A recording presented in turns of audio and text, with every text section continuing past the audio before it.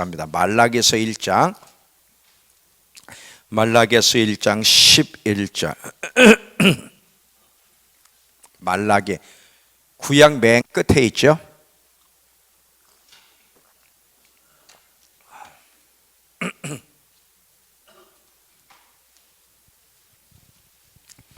자, 말라기서 1장 11절. 이 마이크 조금만 더 올려줄래? 만군의 여호와가 이르노라. 해 뜨는 곳에서부터 해 지는 곳까지 이방 민족 중에 내 이름이 크게 될 것이라. 각 처에서 내 이름을 위하여 분향하며 깨끗한 제물을 드리리니 이는 내 이름이 이방 민족 중에서 크게 될 것임이니라. 아멘. 지금 이 말라기서 1장 11절은 마지막 때 있을 이야기. 하나님의 말씀하신 건 그대로 이루어질 겁니다. 누구도 방해할 수 없고 가로막을 자가 없어요. 하나님은 전 열방이 하나님께 예배를 드리며 크게 하나님을 찬양하는 이런 일들이 일어날 거예요. 대부흥이 일어날 건데 이건 마지막 때 있을 일에 대한 예언이에요. 제가 오전 시간에 요한계시록을 공부하자 15번째로 마지막에 있을 전쟁은 다른 것보다 마지막에 있을 큰 이슈는 정치적인 이슈도 있고요. 다양한 이슈가 있어요. 지금 정치적인 이슈는 이스라엘의 수도가 지금 예루살렘에 된다는 이게 이제 엄청난 이슈잖아요. 정치적 이슈, 경제적 이슈, 다양한 이슈가 있지만 그럼에도 불구하고 가장 마지막 때 큰 이슈는 예배예요. 누구에게 예배할 거냐? 누가 경배받을 거냐? 이게 가장 큰 이슈인데 마지막 때는 사단과 적그리스도와 거짓 선지자가 이제 이 땅에서 세상을 지배하여 세상 사람으로 하여금 자기들을 경배하게 할 거예요. 근데 우리는 세상 사람들은 그들에게 경배하겠지만 우리 크리스찬들은 그때도 하나님만 경배할 거다. 물론 그렇게 돼야 되는데 근데 실제는 그 상황을 만나면 그렇게 되지 않고 많은 사람들이 배도의 길을 갈 거라는 것을 성경은 예언하고 있어요. 하나님이 말씀하실 때는요, 이미 주님은 처음과 마지막이 되시는 분, 그분은 시작과 마지막을 한눈에 보시고 이미 살아보신 분이라 그랬어요. 이미 그분은 다 아시는 거예요. 우리는 우리의 미래를 살아보지 못했기 때문에 우리의 미래가 어떨지 모르지만 이미 하나님은 과거도 살아보셨고 미래도 살아보셨고 과거와 미래가 하나야. 이미 그분은 다 아셔. 그분이 처음과 마지막이 되시는 그분이 교회 안에 많은 배도가 있을 것을 예언했을 때는 그대로 이루어지는 거예요. 우리는 이때 배도의 길을 가 망하지 않고 그럼에도 불구하고 끝까지 하나님 한 분만을 예배하는 자가 되려면 지금부터 잘 준비를 해야 돼요. 그래서 이 부분에 대해서 제가 이야기하기 위해서 오전 시간에는 제사장 직분에 대한 이야기를 했어요. 그죠? 하나님이 우리가 하나님의 자녀요, 그리스도의 신부임과 동시에 우리의 정체성, 아주 중요한 정체성은 뭐냐? 제사장이라는 정체성이에요. 이거는 영원한 직분이야. 우리에게는 일시적인 직분들이 있는데 목사로서, 어떤 사람은 선교사로서, 어떤 사람은 사업가로, 어떤 사람은 정치계 안에서 하나님의 또 나라를 세워가는 이런 다양한 부르심이 있어요. 이 부르심은 다양하고 그리고 이 부르심은 이 땅에서만 존재하는 일시적인 부르심이에요. 근데 목사님이든 선교사님이든 성도든 누구든 정치가든 경제적인 사람이든 경제가든 모든 사람에게 주어진 직분, 공통적 부르심이 있어요. 근데 이거는 영원한 부르심인데 이게 뭐냐면 제사장으로서의 부르심이에요.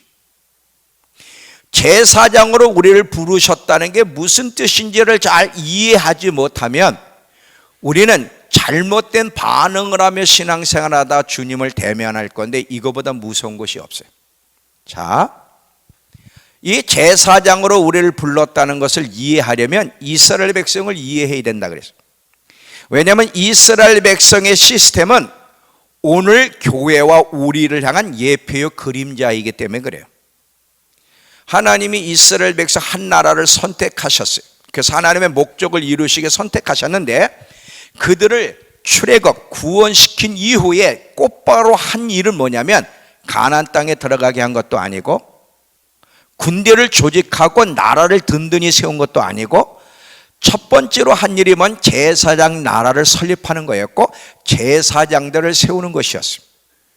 왜 하나님이 이걸 첫 번째로 하셨을까? 제사장들에게는 여러 가지 역할이 있는데 크게 두 가지예요. 하나님을 향해서 사역하는 것과 사람을 향해 사역하는 것. 근데 가장 항상 최우선은 사람의 필요, 사람을 위한 사역이 먼저가 아니라 하나님을 위한 사역이 먼저라는 거예요.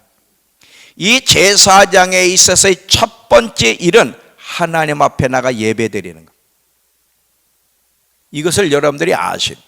근데 사실은요, 이거는 하나님이 창세 때부터 인간을 창조한 목적이기도 해요. 아담과 하와를 이 땅에 나게 해서 에덴 동산에 이 세상 가운데 에덴 동산을 창설하시고 에덴 동산 가운데 인간을 두신 것은 다른 게 아니야. 그 에덴 동산은 하나님과 인간이 만나는 장소예요. 그래서 친밀하게 거기서 만나 교제하며 그 하나님을 알아가고 그 하나님을 예배하는 것이 에덴 동산. 이것 때문에 하나님이 인간을 창조하시고 거기에 두신 거예요. 근데 어리석게도 이 인간 아담 하와가 하나님 앞에 예배하는 자로서의 삶을 살기를 거부하고 스스로 자기가 하나님이 되고자 함으로 말미암아 예배자의 삶을 거부했을 때 어떻게 타락하고 망하게 됐는지를 보게 되고, 루시퍼의 마찬가지야. 루시퍼라고 하는 가장 아름다운 천사장 루시퍼가 어떻게 더럽게 되고 타락하고 망하게 됐냐면 하나님을 예배하던 그 예배자로서의 삶을 거부했고 자기가 예배받은 자기를 하나님의 자리에 누리려고 했기 때문에 그는 결국은 타락할 수밖에 없었다는 거죠. 이사야 43장을 가보시면 이사야 43장 1절과 21절. 이사야 43장 1절과 21절. 야곱아, 너를 창조하신 여호와께서 지금 말씀하시느니라. 이스라엘아, 너를 지으신 이가 말씀하시느니라. 너는 두려워하지 말라. 내가 너를 구속하였고 내가 너를 지명하여 불렀나니 너는 네 거가 아니라 내 것이라. 21절. 이 백성은 내가 나를 위하여 지었나니 나를 찬송, 나를 예배케 하기 위해서, 단순히 구원, 단순히 천국 가게 하기 위해서가 아니라 나를 예배케 하기 위해서 내가 이 백성을 구원했다는 거예요. 자, 선교의 목적이 그거예요. 교회도요, 교회의 첫 번째 의미가 뭐냐면 예배하는 곳이야. 하나님을 만나는 곳이요, 하나님 앞에 예배하는 것이 교회의 첫 번째예요. 무슨 많은 프로그램을 통해서 교인들을 많이 불러들이고 전도해서 구원시키는 것도 중요하고 구제사역도 중요하고 다 필요해. 그러나 이거는 부차적인 거야. 1차적인 거는 뭐냐면 교회는 하나님의 임재가 충만해. 온 성도가 예배대가, 담임 목사님서부터 예배대가 돼야 되고 온 성도가 제사장으로서 역할, 예배자가 돼서 하나님 앞에 예배함으로 하나님의 영광이 충만해야 돼. 이스라엘 백성들 가운데 제사장을 세우고 나서 쉐카나의 영광이 그곳에 충만히 임하였고 그것을 백성이 모두가 봤어요.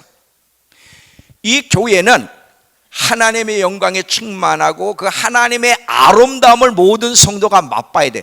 하나님의 아름다움을 맛본 자가 하나님을 예배하는 것과 이걸 맛보지 않은 자가 예배하는 것은 질이 달라.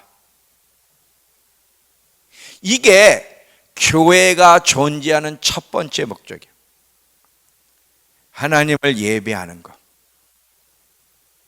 하나님의 아름다움이 계시가 되고 하나님의 아름다움을 성도들이 맛봐야 돼. 그래서 하나님의 영광이 충만하면 그것을 끝나는 게 이게 어디로 영향을 미치냐면 이 지역과 이 도시와 나라와 전 세계까지 강탈을 해. 이따 이제 볼 겁니다. 이게 얼마나 중요한지. 선교의 목적도 마찬가지예요. 단순히 세상 나라 사람들을 구원시키는 것도 중요한데 더더욱 중요한 것은 뭐냐면 헛된 것을 원래 인간은 하나님을 예배하도록 창조됐는데 인간이 범죄한 이후에 사단의 지배를 받아 헛된 것을 예배하고 있는 거예요. 그래서 헛된 것을 예배하는 이방인들을 깨워서 구원시키는 목적이 뭐냐면 하나님께 예배하는 자로 만들기 위해서요. 이게 선교의 목적이야. 계시록의 4장 5장 전체를 봐봐.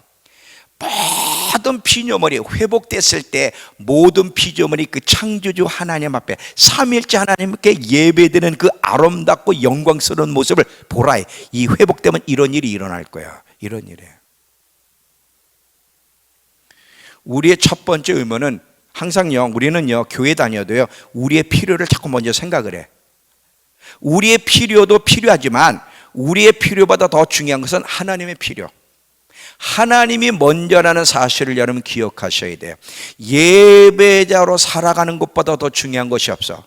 근데 많은 그리스도인들이 진정한 예배자로 살아가기보다는 전능하신 하나님께 대한 의무를 단 하루 주일날 예배 드리는 거 마치려고 하든지, 아니 큰 마음 먹으면 두세 번 정도, 뭐 수요일 금요일 정도 나오고, 그리고 나머지 6일은 자기를 위해서 살아가고 예배자의 삶을 살아가지 않는다면 그 사람은 실패자예요. 잘 봐요. 6일을 예배자로 살지 않는 자가 주일날 와서 예배를 드릴 때 올바르게 예배 드릴 수 없고, 그 주일날만 예배 드리는 예배는 하늘에서 받지 않습니다. 왜냐하면 우리의 삶 자체가 예배자, 제사장 직분이 우리의 영원한 직분인데 이건 모든 사람에게 주어진 영원한 직분이야. 근데 제사장으로서의 첫 번째 의무는 예배하는 거야. 그러니까 이 예배는 단순히 주일날만 교회에 와서 예배가 아니라 매일매일의 삶이 하나님 앞에 예배하는 삶이 돼야 되는 거야. 삶 자체가 예배가 돼야 돼. 매 순간순간. 근데 이렇게 예배하지 않고 정신없이 세상 삶, 먹고 사는 일, 세상 성공, 잘 되는 거, 안전, 편안한 삶, 이런 것들에 온 시간과 마음을 기울이고 주일날 딱 한 번 와서 예배를 드리면 그 예배가 하나님이 받으시느냐? 가치가 없어요. 그거는요. 근데 우리는 그런 식으로 지금 살아가고 있어요. 왜 우리가 예수를 믿으면서도 오늘도 주의 임재, 정말 한 번이라도 하나님의 임재를 좀 경험하면 좋을 텐데, 찬양 가운데든 말씀을 듣든 삶 속에 하나님의 임재를 경험해야만 사람의 변화가 일어나는데, 그 하나님의 임재를 왜 우리는 그렇게 오랫동안 예수를 믿어도 경험하지 못하고 만족과 축복을 경험하지 못하는가? 예배자의 삶을 살아가지 않기 때문에 그래요. 예배자의 삶의 실패는, 잘 보세요, 예배자로서의 삶의 실패는 영적 생활의 실패요. 이건 하나님과의 관계의 실패요. 이런 사람에게는 하나님의 임재도 축복도 맛볼 수가 없습니다.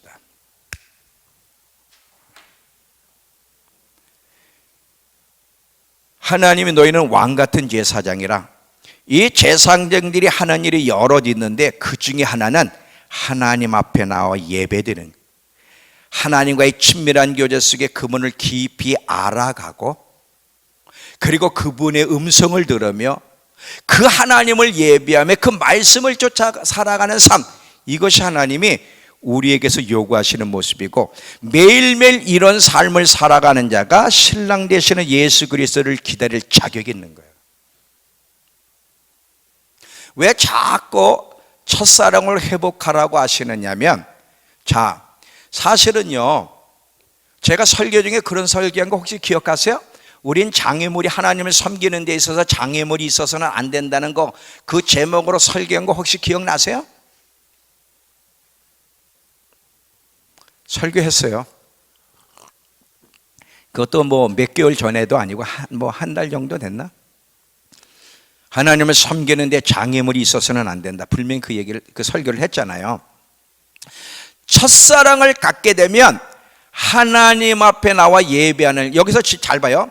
예배는요, 단순히 어떤 날 정해서 특정한 장소에서 레파토리에서 사도신경하고 기도하고 말씀 듣고 노래하고, 이것도 물론 예배지만 이걸 얘기하는 게 아니에요. 예배는 마음의 표현이에요. 진짜 예배가 뭔지는 이제 뒤에 가서 얘기하겠지만, 우린 예배가 삶이 돼야 되는 거야. 예배가, 그 예배가 뭔지는 이제 뒤에 가서 제가 정확하게 또 얘기를 하겠지만, 근데 하나님을 예배하는 삶이 날짜나 시간이나 장소에 구애받지 않으려면 첫사랑을 가지고 있어야 돼요. 첫사랑을 가지고 있는 사람에게는 그 사랑하는 대상과 대화하고 만나고 교제하고 사랑을 나누는, 이게 예배란 말이에요. 말하자면 사람은 누군가 무엇인가를 예배 숭배하게 돼 있어요. 그게 없는 사람은 없어. 자기를 숭배하든지 연예인을 숭배하든지 돈을 숭배하든지 모든 사람은 무엇인가를 예배하게 돼 있어. 이제 예배의 정의를 알게 되면, 아, 예배라는 게 이런 거구나 알게 돼요. 이제 그건 제가 뒤에 가서 조금 더 깊이 얘기할 겁니다. 공부하고 책상에 앉아 있을 때도 예배자의 삶을 살아갈 수 있고요. 직장 안에서도 바쁘게 업무하는 가운데서도 틈틈이 주님께 초점을 맞추며 예배하는 자가 될 수 있고요. 하나님을 향한 사랑, 하나님의 사랑의 매료가 되면요, 직장 안에 있든 버스 안에 있든 거라든 어디에 있든 그냥 그 주님께 초점이 맞춰지게 돼 있어. 매료가 누군가에 매료되면. 이건 자연스러운 표현이야. 자연스러운. 로렌스 형제는 죽어가는 그 현장에서도 주님을 예배, 왜? 얼마나 주님의 아름다움에 사로잡혔으면, 그렇잖아요. 누가 죽음 앞에서 예배를 드려? 그거는 예수 그리스도의 아름다움에 사로잡힌 사람만 할 수 있는 거예요. 그게.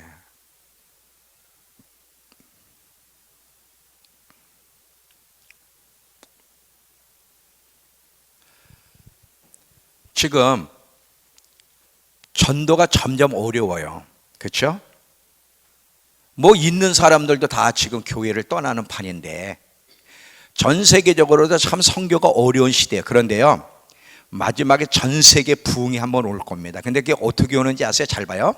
이미 이사야에서 예언되어 있어요. 오늘 조금 언급할 건데, 만약에 교회의 역할이 뭔지, 제사장으로서의 불렀다는 게 무슨 뜻인지를 알아서 진정한 제사장으로서의 정체성을 갖게 되면, 하나님을 진정으로 예배하는 하나님의 임재가 충만한 교회로 만들고, 성도들이 예배자의 삶을 살게 되면 거기에 하나님의 영광이 나타나고요, 이 하나님의 영광은 여기서 머무르는 게 아니라 주위의 지역사회, 도시와 국가, 열방에게 영향을 미쳐서 열방이 하나님께 나오게 만듭니다.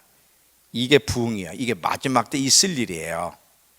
자, 이것이 바로 제사장으로서의 부르심의 첫 번째고, 이것이 우리의 부르심이에요. 우리 이렇게 살라고 하나님이 우리를 부르신 거예요. 자, 이걸 조금 더 이제 자세하게 풀어가겠습니다. 이게 오전 시간에 얘기했던 거예요. 자, 이걸 좀 더 풀어서 여러분 설명하니까 잘 들어보세요. 사람은 무엇인가 특이하거나 아름다운 걸 맛보게 되면 흥이 나서 말을 하게 된다. 여기 말을 안 하는 영훈이 언니가 이름 뭐더라? 혜진이. 걔가 친구들하고 말을 많이 하는지 모르지만 하여튼 여기서는 말을 안 해. 많은 사람들이 이게 말을 안 하잖아요. 그런데요, 아름다움을 뭔가를 맛보게 되면, 자기가 맛보면 흥이 나서 말하지 말래도 한다. 여러분, 로키 산맥 안 가봤죠? 나도 안 가봤어요. 로키 산맥을 근데 그렇게 아름답대. 언젠간 한번 가보겠지. 로키 산맥을 딱 보면요, 그 아름다움의 매료가 딱 되면 사람이 저절로 거기서 환호와 함께 주 하나님 지으신 모든, 누가 부르라 그랬어? 저절로 나오는 거야. 왜? 갑자기 아름다움에 매료가 되면 자기도 모르게 노래가 나오고 자기도 모르게 흥이 나고, 야, 로키 산맥 대단한, 자기도 모르게 막 말이 나오는 거야. 이게 정상이야. 이게 자연스러운 거야. 이게 예배거든. 잘 봐요. 이게 인간의 본성이란 말이에요. 뭔가 아름다운 것을 맛보게 되면 흥이 나. 이게 예배의 실체예요. 예배라는 게, 잘 봐요. 예배가 뭔지를 잘 보세요, 여러분. 예배라고 할 때는 어떤 형식을 얘기하는 거 아니에요. 주일날 교회 와서 어떤 순서에서 드리는 것도 예배 한 부분이지만, 이 예배는 또 본질적인 이야기예요. 자, 이 예배는 사람의 마음의 표현인데, 사람은 자기가 사랑하는 것을 예배하게 돼 있어. 자, 무슨 말이냐면, 어떤 것에 매료가 되면, 어떤 것을 사랑하면, 그 마음의 중심에 뭐가 있으면 그 사람은 그거에 붙잡혀서 그 마음 중심에 있는 것을 말을 하고, 그것이 생각에 영향을 끼치고 그의 삶에 영향을 끼치고 그것을 위해서 살아가. 그러면 그 마음 중심에 뭐가 있는지, 그것이 그 사람의 신 하나님이고, 그 사람은 그것을 예배하며 사는 거야. 예배란 마음에 있는 것을 표현하는 거예요. 이해가 돼요? 사람은요, 사랑하는 것에 이끌려 살아가게 돼요. 하나님이 교회와 성도들을 이렇게 디자인한 거예요. 왜 하나님이 우리를 하나님의 형상대로 창조하셨을까요? 하나님께 매료, 예수 그리스도의 아름다움을 보고 매료되어서 그분을 예배하라고 하나님의 형상대로 우리를 창조한 거예요. 어떤 피조물이 하나님의 형상대로 창조됐습니까? 하나님의 형상대로 창조된 존재만 하나님께 매료가 될 수 있고 하나님을 예배할 수 있는 거예요. 하나님을 노래할 수 있어요. 짐승이 하나님을 노래하는 거 봤어? 개가 노래해? 고양이가 노래하더냐 이거지.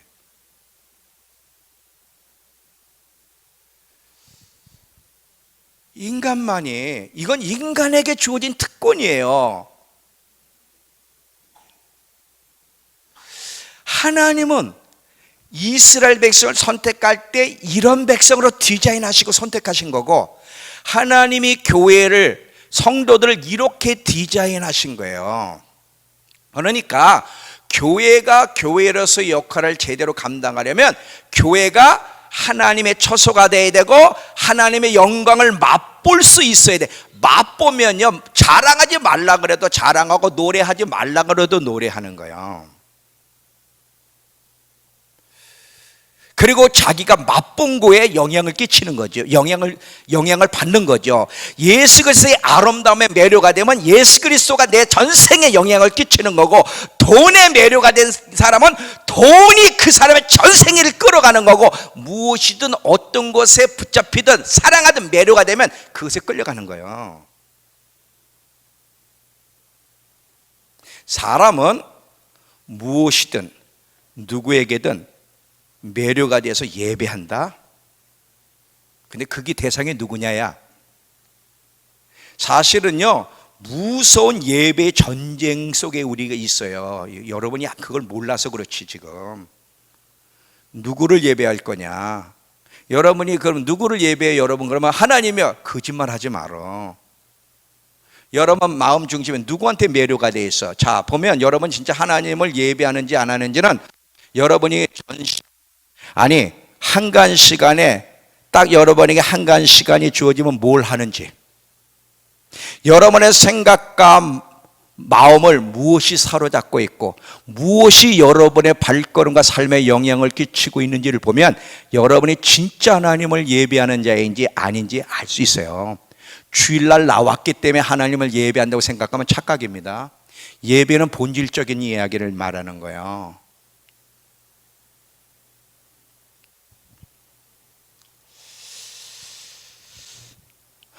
이 지구상의 가장 핵심적인 전쟁은 나라 간의 전쟁, 정치적인 전쟁, 이거보다 더 예배의 전쟁이에요. 누구를 예배할 거냐, 이게 가장 큰 이슈죠. 이 인간은 원튼 원하지 않든 무엇인가를 예배하며 살아가요. 이슬람 사람들, 이슬람 종교도 예배 운동이란 말이죠. 근데 알라를 예배해서 그렇지 다른 것을 아까도 얘기했죠. 물질주의에 빠진 사람은 교회 와도 누구를 예배를 해? 돈을 예배를 하는 거예요. 그러니까 예배에 자꾸 빠지는 거거든.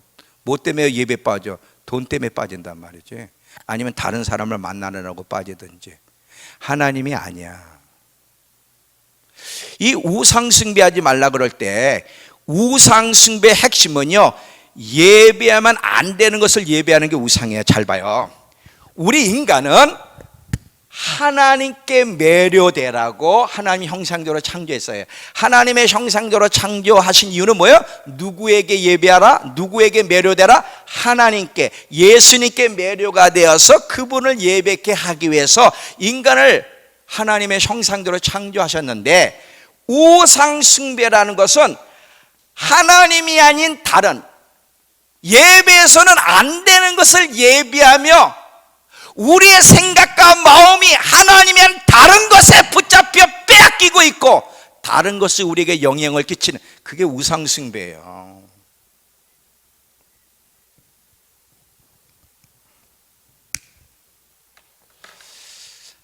아까도 많이 얘기했죠.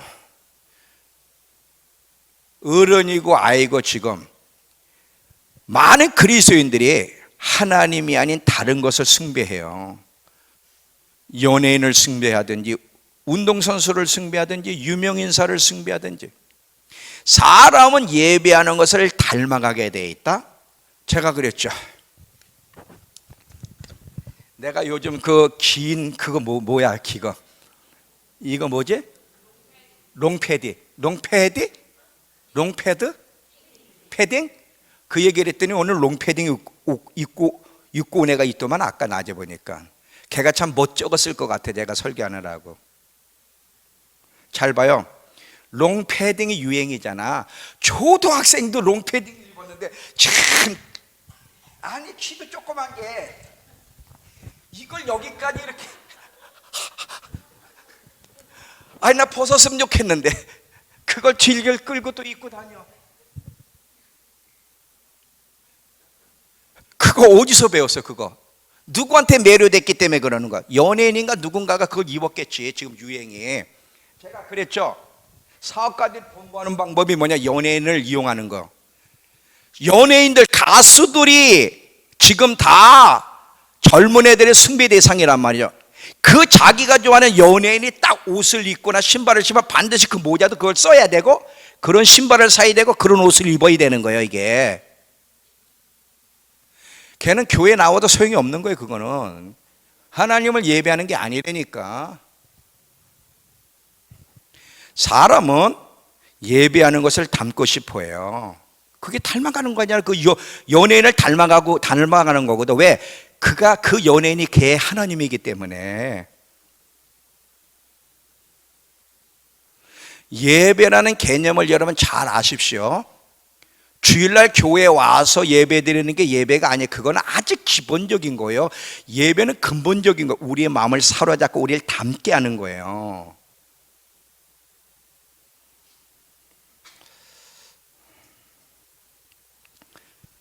성경은 분명히 하나님 한 분만을 예배하라. 나 외에 다른 신을 내 옆에 두지 말라. 제 1계명에 명령하고 있거든요.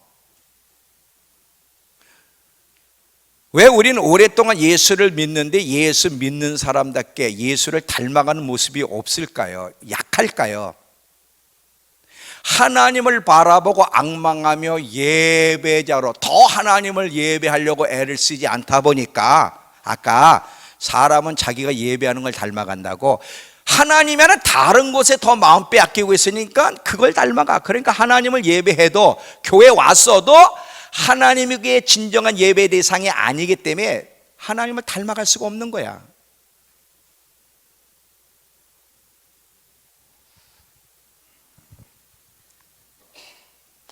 잘 들어보세요. 만약에 교회가 하나님의 처소가 되고 하나님의 영광이 교회에 충만하여 교회 자체가 진정한 예배의 교회, 예배하는 교회가 된다면 성도들이 하나님을 앙망하고 진정한 예배자가 되게 되면 하나님의 영광이 임하여 하나님의 영향력이 그 교회와 성도를 지배하고요, 하나님의 영향력이 실제로 그 교회와 성도를 지배하게 되면 그 교회가 있는 지역과 사회를 하나님이 지배하면서 하나님의 영향력이 확장돼 간다.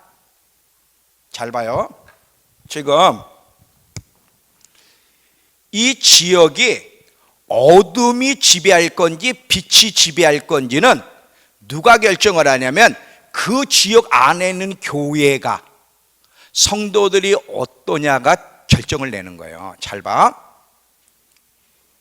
이따 다윗 얘기하지만 다윗은요, 왕 이전에 목자 때부터 다윗은 제사장으로서의 삶을 살아서 예배자로 살았단 말이죠. 목자 때에서부터. 다윗은 왕이 된 이후에도 잘 봐요. 그는 왕이기 전에 제사장으로서 하나님 앞에 예배하는, 항상 하나님 앞에서 아름다움을 보며 그 아름다운 하나님 앞에 한 번이라도 예배드리는 게 그의 소원이야. 그는 철저히 예배자로 살았어. 그리고 왕이 됐을 때도 왕의 권세를 가지고 온 성도들이, 온 백성이 하나님을 예배하는 자들이 되기를 원했고요, 왕이 된다면 첫 번째로 세운 직분이 뭐냐면 군사 조직이 아니라 첫 번째 예배자를 세워서 다윗의 장막에서 예배드리게 했거든. 다윗의 왕조는 하나님 중심의 왕조요, 다윗의 왕조는 예배 중심의 왕조요, 예배 중심의 왕조 안에 하나님의 영광이 충만하니까 전 세계를 지배하는 거예요. 반대로 교회는 있어. 근데 진정한 교회 안에 하나님의 처소가 아니야. 하나님의 영광이 충만하지 않아. 주일날 한번 예배 드려도 생각과 마음이 교회 담임 목사보다 딴 데가 있어. 그래서 하나님의 영광이 없어. 성도들도 하나님을 예배하는 것 같지만 돈을 예배하고 세상을 예배하고 다른 걸 해. 이렇게 되면 하나님의 영광이 곳에 임하지 못하면 교회는 있어도 그 지역과 사회는 어둠이 지배하고 어둠의 영향력이 커진다. 그러니까 사실은 보이지 않는 무서운 예배 전쟁 속에 있는 거예요. 왜 하나님이 그렇게 우리에게 제사장직이 무엇인지를 이해해라고 하시고, 그 하나님께 예배 드리는 것이 왜 그렇게 중요하다고 얘기하고 우상 숭배해서는 안 된다고 얘기하냐면, 이것은요, 우리가 누구를 예배하느냐가 하나님의 영향력이 그 지역 나라를에게 확장될지 어둠이 확장될지를 결정하기 때문에 가장 중요한 거예요. 이게 지금 우리나라야 4명 중에 1명이 기독교였지만 지금은 아니잖아요. 지금 교회도 그렇고요, 성도들도 물질을 따라간단 말이지 진정 하나님께 매료되어 있지 않아. 그러다 보니까 우리나라 지금 사회를 봐, 어떤 식으로 흘러가는지. 어둠이 확장되고 있어, 빛이 확장되고 있어. 우린 다 뭐 질문할 필요가 없는 거지. 참 이게 영적인 원리예요. 지금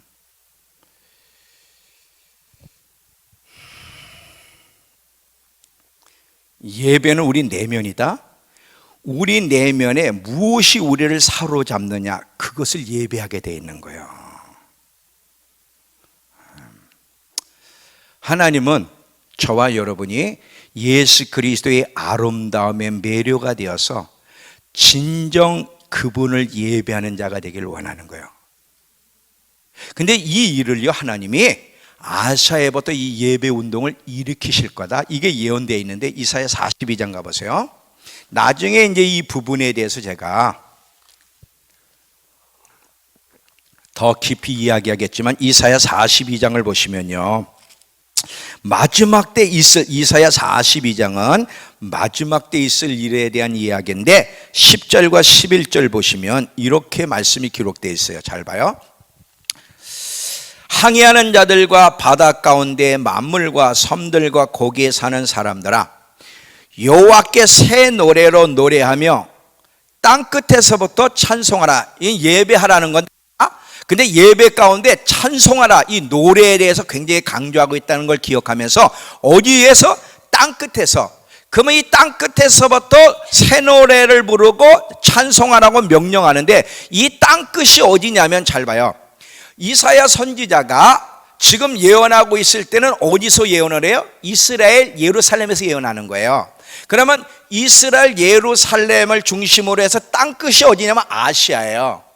마지막 때 있을 일, 마지막에 하나님이 하실 일을 얘기하는데, 마지막 때 하나님이 아시아의 어마어마한 부흥, 아시아 안에 하나님이 엄청난 하나님이 아름다움을 계시하여 아시아에서부터 하나님을 노래하는 예배 운동이 일어날 거라는 거예요. 근데 이게 어디에게 영향을 미치고 강타되냐면 11절에 11절, 광야와 거기에 있는 성읍들과 게달 사람이 사는 마을들은 소리를 높이라. 셀라의 주민들은 노래하며 산 꼭대기에서 즐거이 부르라. 여기 게달 셀라는 중동에 있는 지역, 옛날 지역들 이름이에요. 근데 아시아 땅 끝에서부터 찬송하라 그러면서 그 11절에 가서는 중동에서 또 엄청나게 하나님을 향해 노래할 것을 예언해. 이게 무슨 얘기냐면, 자 여기 봐요. 아시아에서부터 예배 운동이, 아시아에서부터 하나님을 예배하는 제사장직을 깨워서, 그러니까 이 아시아에 있는 사람들에게 선교함으로 말미암아 그들에게 제사장 직분에 대한 이해를 시켜서 그들의 정체성은 제사장이라는 정체성, 제사장의 정체성이 뭔지를 깨달아서 그들이 예배하게 되면 이 하나님의 영향력, 영광이 어디를 강타하냐면 중동을 강타하여 중동을 깨우는 일을 할 거라는 거야. 이게 마지막 때 실제 일어날 일이에요. 이게 24장에도 나와 있고요, 로마서 12장 바울에게서도 이 얘기를 해요. 그건 나중에 제가 이제 또 시간을 내서 이야기할게요. 예배 운동이 마지막에, 하나님 마지막에 일으킬 이 예배 운동이, 기도와 찬양의 중심이 되는 예배 운동이 아시아권에서부터 일어나고, 이게 이 아시아권에서 일어나는 이 부흥이 중동을 사로잡을 겁니다. 지금 그 일이 일어나고 있어요. 전 세계 지금 기도의 집, 막 24시 기도하는 막 이런 것들이 일어나는 게 바로 지금 이 일이 되고 있는 거예요. 그러니까 우리 교회도 이제 요즘 저녁마다 예배를 드리지만, 그 예배 드리는 자들도 그렇고 우리 성도들도 지금 하나님의 마지막 때 무슨 일을 하고 계시고, 왜 요즘 자꾸 24시 기도의 집들이 형성되고 자꾸 예배 운동들, 찬양과 기도가 어우러지는, 그리고 찬양과 기도도요 그냥이 아니라 말씀을 가지고 기도하고 말씀을 가지고 노래하는 일들이 왜 지금 일어나고 있는지, 이게 무슨 징조인지를 이해를 해야 되는 거예요. 왜 이 아시아에서 일어나는 이 예배 운동이 중동과 전 세계를 강타할 건지, 자 또 설명할게. 잘 들어보세요. 사람의 말에는 힘이 있죠. 말은 사람에게 굉장한 영향을 끼쳐요. 예를 들면 지금 이해는 하고 계시는 거죠? 이 말이 어떤 영향을 끼치냐면, 누군가에게 상처 주는 말을 하게 되면 그 사람이 평생 상처 속에 살잖아요. 영향을 줘요. 절대 영향을 안 주지 않아요. 근데 또 이 말로 누군가를 격려하고 위로하게 되면 그 사람이 또 평생 힘을 얻고 살아가. 그만큼 말에는 창조적인, 초자연적인 능력이 있어요. 창세기 1장에 보면 하나님이 태초에 천지를 뭘로 창조하셨다? 말씀으로 창조하셨다. 말로. 요한복음 1장 1절에 보면, 자 요한복음 1장 1절에도 보시면,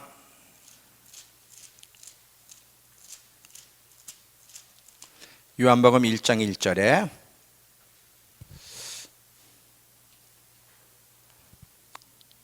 태초에 말씀이 계시니라. 이 말씀이 하나님과 함께 계셨으니 이 말씀이 곧 하나님이라. 여기 보면 하나님, 예수 그리스도가 말씀이라는 거예요.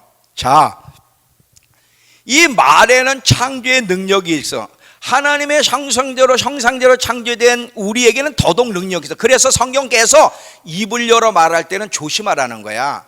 선한 말, 은혜를 끼치는 말, 의로운 말을 해야지 더러운 말을 하지 말라고 명령하는 이유가 그거. 왜? 말은 반드시 좋은 영향이든 나쁜 영향이든 영향을 끼치기 때문에.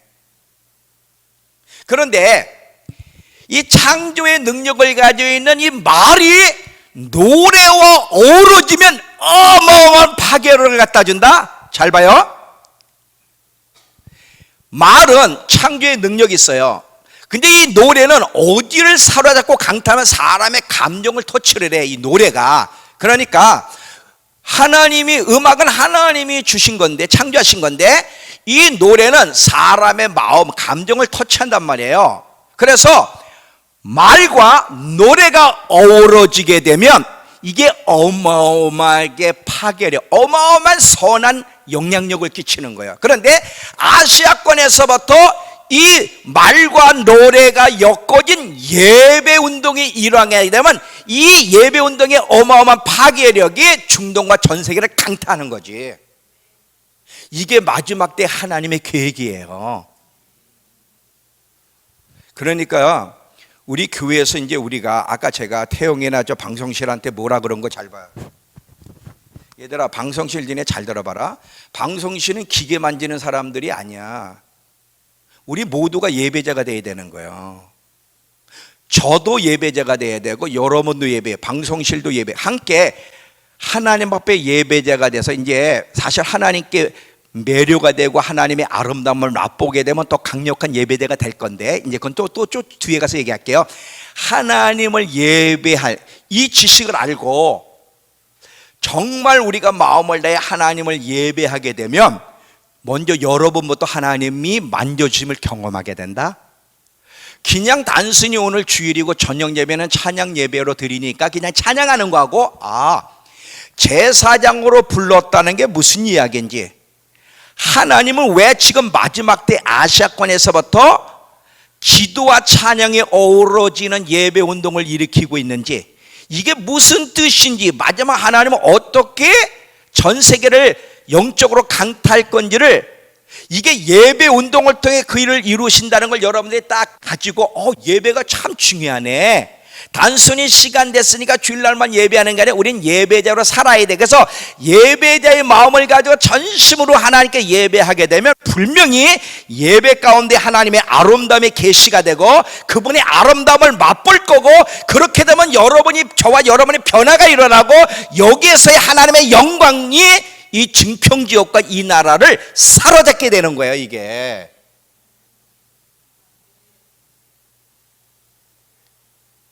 이해는 되는 거죠? 아멘만 안 해도 돼요.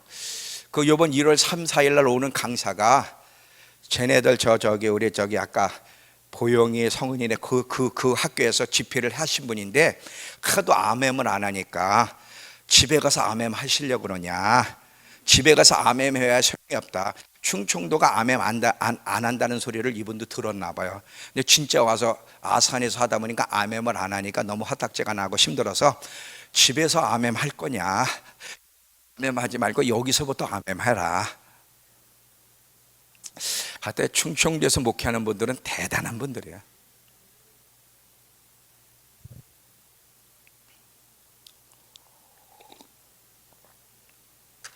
자, 잘 들어보세요.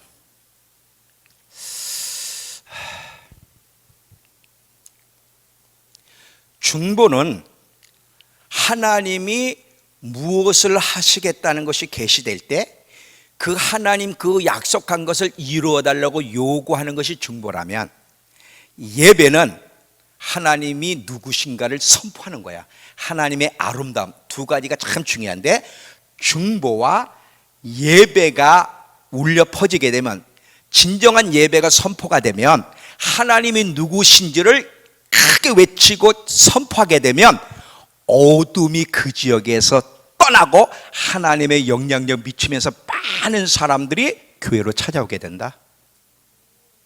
근데 반대로 교회가 예배를 선포하지 아니하고, 교회는 다니고 예배는 드리지만 예배 중심의 삶을 살아가지 않고 우상 숭배하며 그냥 살아가고 하나님의 아름다움을 선포하지 않으면 어둠이 그 지역을 지배하게 되는 거예요. 교회가 있으나 마나야 그거는. 그러니까 왜 이 제사장 너희는 왕 같은 제사장, 왕은 통치자 아닙니까? 왕 같은 제사장이 그랬고, 왕 같은 제사장이란 말이 무슨 뜻이고, 하나님이 교회 안에서 무엇을 기대하는지, 왜 하나님은 우리에게 하나님 한 분만을 예배하라고 하시고 예수 그리스도에게 매료가 되라고 하시냐면, 그분의 아름다움에 매료가 될 때 그분의 아름다움을 선포하게 되고, 그분의 아름다움을 선포할 때 어둠을 몰아낼 수 있는 거거든. 어둠을 그냥 노래만 해서 되는 게 아니라니까. 나는 오늘 이렇게 찬양하면서, 하나님, 우리 믿음교회 찬양팀과 우리 성도들이 이 진리를 알게 해주십시오. 근데 여러분, 하나님의 아름다움을 정말 선포하려면요, 잘 봐요. 진정 하나님의 아름다움을 선포하며 예배자가 되려면 하나님의 아름다움을 맛보아야 돼. 사람의 힘으로는 한계가 있어요. 성령으로 말미암아 하나님의 아름다움을 맛보게 되면, 사람은요, 아까 그랬잖아, 아름다움을 경험하게 되면 말하지 말래도, 롯기 산맥을 경험한 사람은 롯기 산맥에도 말하지 말래도 팍 자랑하면서 얘기를 하게. 여러분, 월드컵 축구 경기를 보면 사람들이 미쳤잖아요. 자기가 경기하는 것도 아닌데 마치 막 자기가 경기하는데 아니 자기가 경기하는 것도 아니야. 그냥 막 전 국민이 나와서 대한민국 막 미치는 거거든 지금 그게. 여러분, 교회가, 성도들이, 저와 여러분이 예수님의 아름다움이 계시가 돼 아름다움을 맛보게 될 때 그 예수 그리스도를 찬양으로 외치지 않겠습니까? 외치면요, 나라가 들썩들썩하는 거예요. 그러면 세상 사람들이 와서, 이게 뭐예요? 당신은 뭘 봤어? 왜 이래? 그러면 뭐예요? 그때 예수 그리스도의 아름다움을 증거하면서 그들을 구원의 길로 인도하는 거지. 이게 하나님이 우리를 부르신 목적이에요. 이렇게 하라고. 우리부터가 매료가 안 되는데, 예배 오는 게 그렇게 싫은데, 주일날 예배 오는 것도 오면 졸고 있고 말이지. 하나님께 매료가 안 됐는데 예배를 내니까 이거보다 힘든 게 없어. 힘든 게.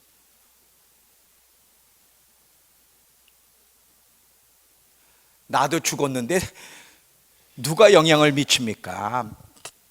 월드컵 축구 경기 보세요. 막 집집마다, 막 그 지역마다 그냥 얼마나 영향을 미쳐요.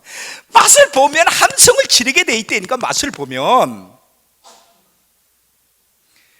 하나님, 우리 믿음교회에 하나님의 아름다움이 계시가 되게 하시고 풀어지게 하시고 맛보게 하옵소서. 찬양하다가 찬양팀뿐 아니라 성도들이 하나님의 아름다움을 맛보게 되면요, 그 맛본 사람이 그냥 하나님의 아름다움을 선포할 때 그 영향력이 얼마나 큰지 아십니까? 말에는 창조의 능력이 있다 그랬는데, 거기에 노래를 섞어서 말할 때 하나님의 아름다움 맛본 자가 함성을 지를 때 그게 얼마나 파급효과. 빛이 등장하면 어둠은 떠나게 돼 있는 거예요. 빛이 등장하면. 이렇게 돼야 증평이 세계로가 되지, 이거 표만 가지고 되는 게 아니에요.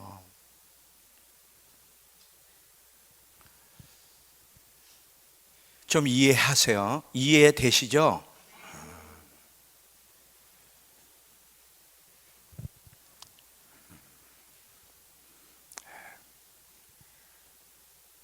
하나님이 곧 아시아권에 이런 하나님의 아름다움을 이 아시아권에 있는 사람들이 맛보게 해서 그들 안에 예배 운동을 일으킬 거고, 그 하나님의 아름다움에 사로잡히고 아름다움을 선포하는 아시아권의 사람들로 인해서 중동이 영향을 입으며 엄청난 어둠이 짙어지는 만큼 또 엄청난 영적 영향력, 성령의 역사가 강력하게 미칠 것입니다. 어둠과 부흥이 같이 맞물려서 일어나는 거예요. 근데요, 하나님의 아름다움에 붙잡혀서 하나님의 아름다움을 선포하는 사람은 적그리스도가 등장해도 두려워하지 않아. 다니엘서 11장 32절에 보면 여호와를 아는 자는 용명을 받으리라 그랬고, 이사야 40장 31절에 보면 뭐죠?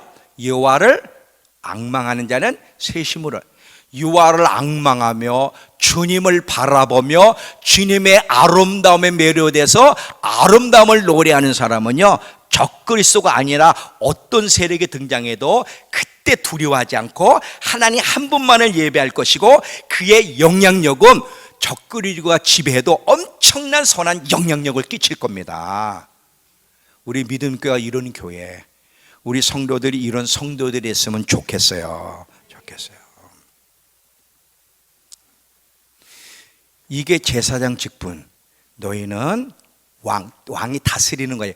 그냥 제사장, 왕 같은 통치하는, 세상을 통치하는 제사장이라는 거야. 내 아들을 통해서 예수의 피로 너희를 구원한 것은 단순히 천국을 위해서가 아니라 이런 왕 같은 제사장이 되어서 하나님의 아름다움을 선포하여 더 많은 나라들이 하나님을 노래케 하는 일에 우리를 사용하시기 위해서. 이렇게 살다가 주님 옆에 가야 돼. 이런 자에게는 하나님이요, 건강도 주시고요, 필요한 많은 축복도 해주시고, 그리고 주님 앞에 섰을 때 영원한 영광이 기다리고 있어요. 근데 이게 뭔지를 모르고, 너희는 왕 같은 제사장이라고 했을 때 이게 무슨 말인지를 모르고 겨우 예배나 드리면서 우상 숭배하고 간 사람들이 과연 주님을 어떻게 만날 수 있을까?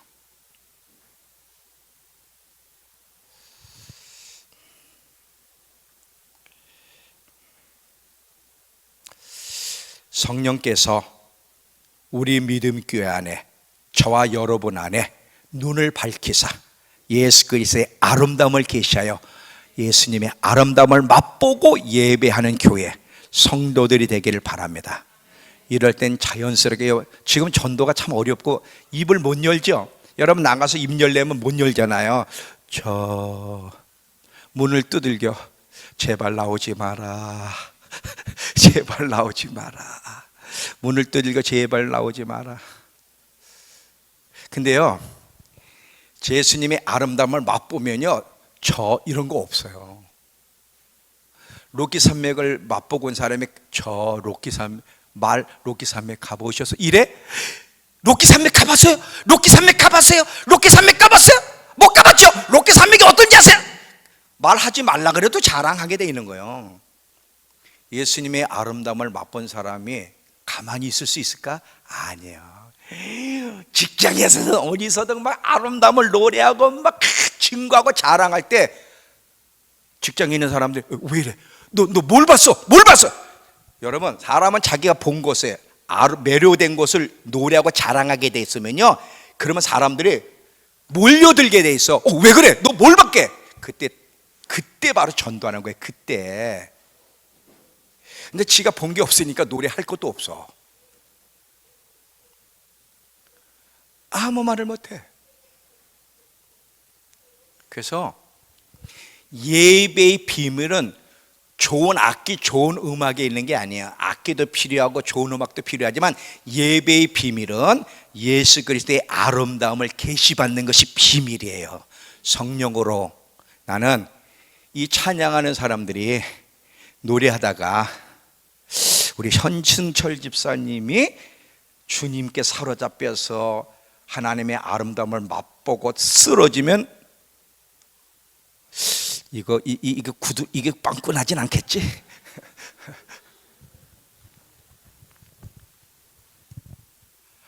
찬양하는 사람들이 먼저 주님의 아름다움을 맛보게 되면요, 그냥 알게 된다? 그냥 그 파고 효과가 엄청난 거예요. 그게 우리 모두가 하나님의 아름다움을 이제 맛볼 건데 분명히 주님이 찾아오실 겁니다. 맛보게 되면 증평이 어떻게 뒤집어질지 상상이 됩니까? 이건 우리 힘으로 되는 게 아니야. 성령님이 능력이 없어서 뒤집어 놓지 않는 게 아니야. 뒤집어 놓고 싶은데 교회를 통해서, 성도들을 통해 그 일을 하는데 함께 동역할 교회 성도를 찾을 수가 없으니까 지금 주님이 일을 못 하시는 거거든. 근데 예언되어 있어요. 아시아권에서부터 그 엄청난 예배 운동. 근데 대한민국이 아시아에 들어가야 안 들어가요? 들어가. 어떤 면에서야 대한민국은요 성공을 못했어요. 이 비밀을 좀 알고 잘 했으면 좋은데 잠깐 반짝 뜨거워서 또 영향을 미쳤지만 지금 사그라들었잖아요. 너무 아쉬운 거예요. 하나님 다시 일으켜 주실 겁니다. 다시 일으켜 주셔야 돼요. 제가 인도네시아 가서 이걸 봤다니까요. 지금 인도네시아가 12,000개 섬이라고 그러잖아요. 그 인도네시아의 그 부흥, 막 해달라고 막 요구를 하는데 왜 인도네시아 지금 그 일들이 일어난단 말이죠. 여러분, 제가 영상으로 보여줬잖아요. 인도네시아 그 MIT 하는 사람들 거기 예배하는 장면 보여줬잖아요. 옛날에 우리 10년대에 하던 열정, 우리는 이미 다 사그러졌는데 그들은 그 열정을 가지고 예배를 한단 말이에요. 지금 거기는 이 일어나요. 지금 맛보면서. 우리 대한민국도 다시 살아나야 돼요. 근데 살아날 거야. 왜? 이건 약속되어 있는 거예요. 약속되어 있는 거. 우리 믿음교에서부터 주님의 아름다움을 맛봐야 돼. 하나님의 영광이 여기서부터, 그래서 증평에서부터 부흥이 시작돼서 전 열방까지 강타할 겁니다. 여러분, 제사장으로서의 부르심, 이건 영원한 부르심인데 이게 우리의 정체성이에요. 목사 이전에, 선교사 이전에, 사업가 이전에 먼저는 제사장이 우리의 정체성이에요. 그럼 제사장으로 부르셨다는 게 무슨 뜻인가?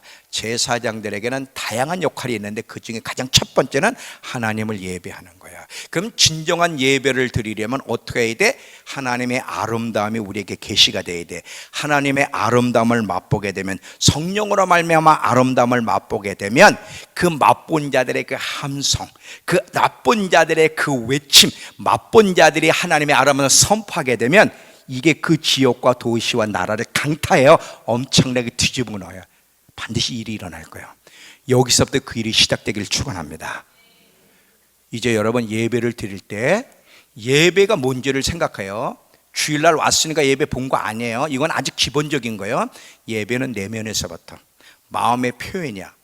무엇이 여러분의 마음을 사로잡는지 사람은 그것을 예배하게 되고 그것을 담게 되고 그것이 우리의 생각과 모든 것에 영향을 끼칠 텐데, 하나님은 저와 여러분이 예수 그리스도의 아름다움에 묘려가 되어서 그분을 담고 그분의 영향을 받으면서 나가길 원하시는 거예요. 이해가 되시죠? 다시 시작합시다. 하나님, 당신의 아름다움을 보게 해주십시오. 다윗처럼 당신의 아름다움에 매료되게 해주십시오. 나에게는 한 분 예수 그리스도가 나의 하나님이시며 나의 예배의 유일한 대상입니다. 그분의 아름다움에 붙잡혀서 그분의 아름다움을 선포하여 이 아름다움의 선포가 주위에 있는 사람, 증평과 이 대한민국에 영향을 끼치게 하옵소서. 이런 교회가 되기를 위해서 우리 기도하면서 찬양하는 저와 여러분 되길 축원합니다.